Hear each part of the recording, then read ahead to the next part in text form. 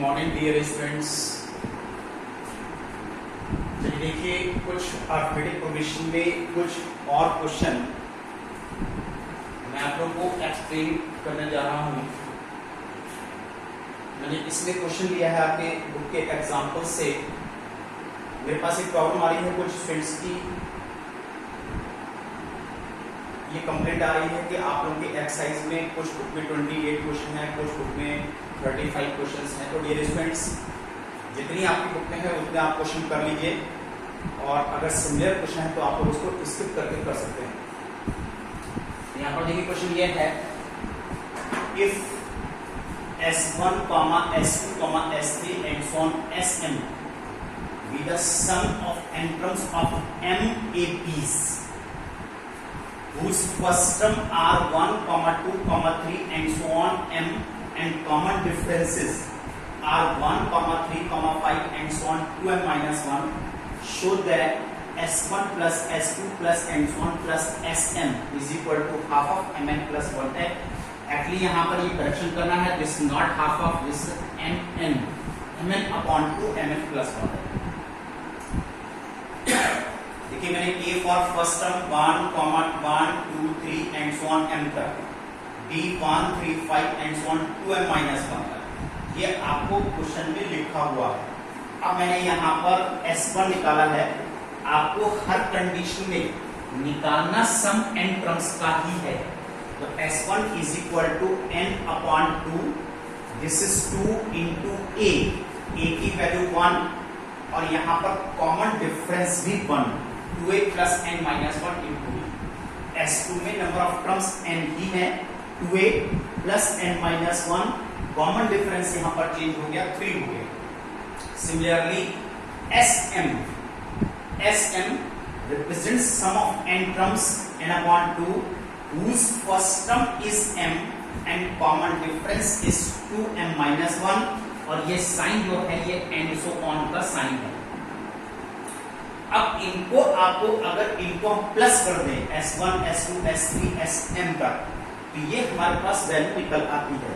तो by adding all these equations S1 plus S2 plus and so on plus Sm, ये देखिए n upon 2 सब में overall common है, ये मैंने कॉमन रखा है, और इसको हम कैसे प्लस कर रहे हैं, वर्टिकल कॉलम में, लाइक दिस। इनमें से square bracket 2 is common, then 1 plus 2 plus 3 plus m, यहाँ पर n माइनस 1 कॉमन है, और 1 plus 3 plus 5 plus and so on 2m minus 1, n upon 2 this is 2।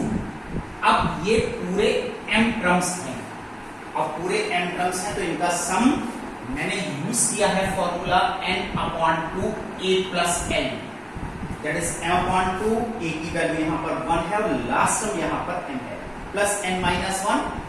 इसको ऐड करने के लिए इसमें भी पूरे टर्म्स m है, क्योंकि 1 से लेकर m तक सीरीज को आप प्लस कर रहे हो, तो यहाँ पर भी m टर्म्स है, that is m upon 2 a plus l।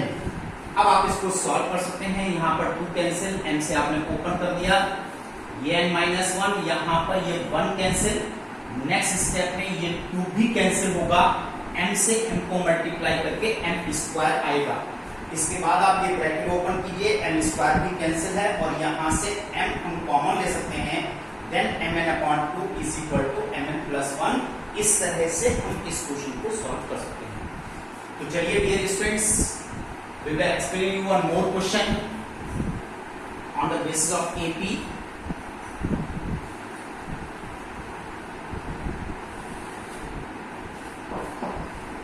Next question is, if the sum of first n terms Sn, पहले n terms का sum, it is a quadratic equation in n, ये आपको दिया है, और ये n में एक क्वाड्रेटिक इक्वेशन दिया है। क्वाड्रेटिक इक्वेशन क्लास 10 में आपने स्टडी किया है, that is ax square plus bx plus c, लेकिन यहाँ पर x की वैल्यू n है, क्योंकि ये n के टर्म्स में आपको गिवन है। कहते हैं शो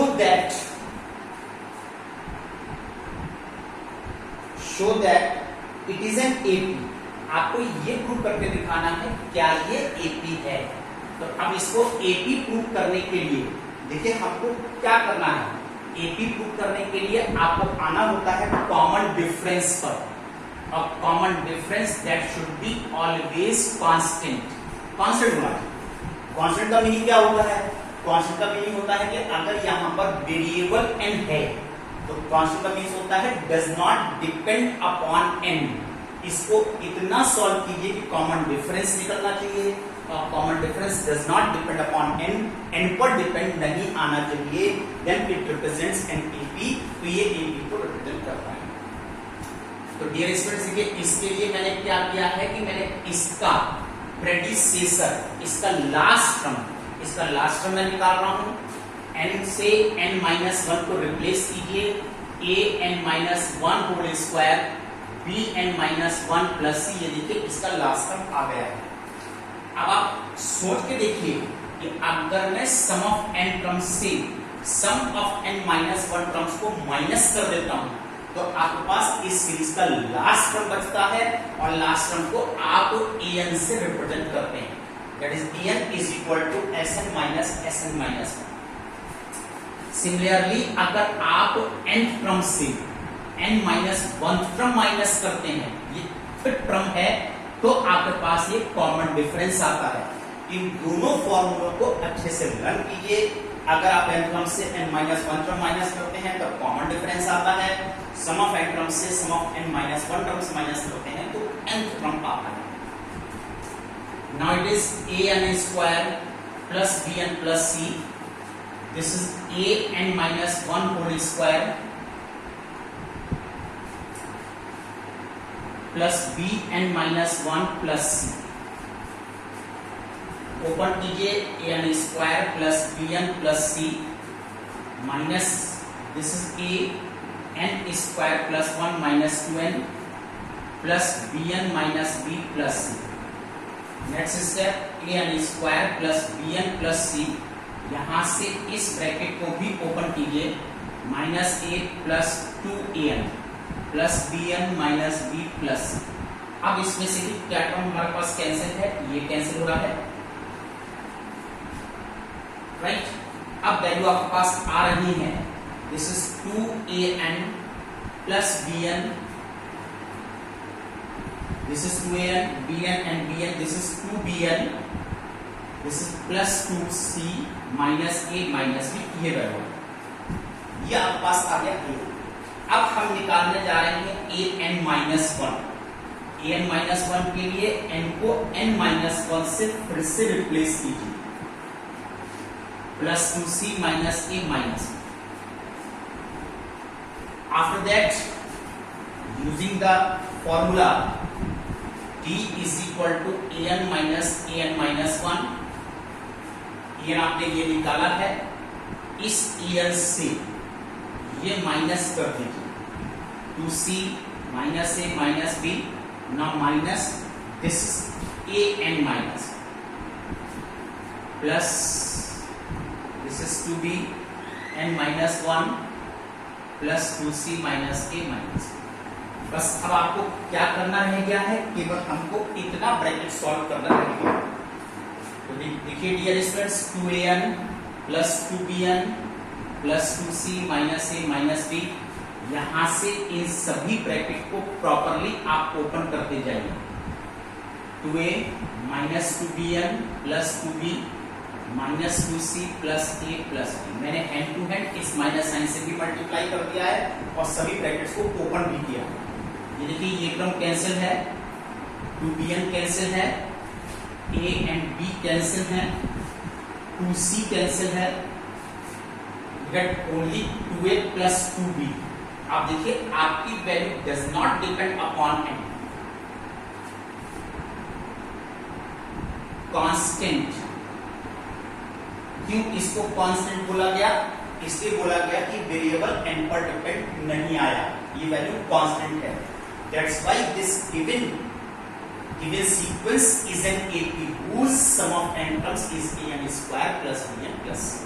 अब ये AP है, therefore given sequence is an AP। और ये AP को रिप्रेजेंट करता है। यहाँ पर कॉमन डिफरेंस कांस्टेंट। तो डियर स्टूडेंट्स, ये आज की आपकी स्टडी है। होमवर्क में अभी मैंने आप लोगों को लास्ट एक्सरसाइज से क्वेश्चन दिए हुए हैं। जिन्होंने अभी लास्ट एक्सरसाइज से क्वेश्चन नहीं कंप्लीट किए हैं वो आप लोग आज लास्ट एक्सरसाइज से क्वेश्चन कंप्लीट कीजिए। तुम्हारा I will discuss you more. और मुझे लगता है ये टॉपिक आप लोगों का कल फिनिश हो जाना चाहिए। Good day, thank you.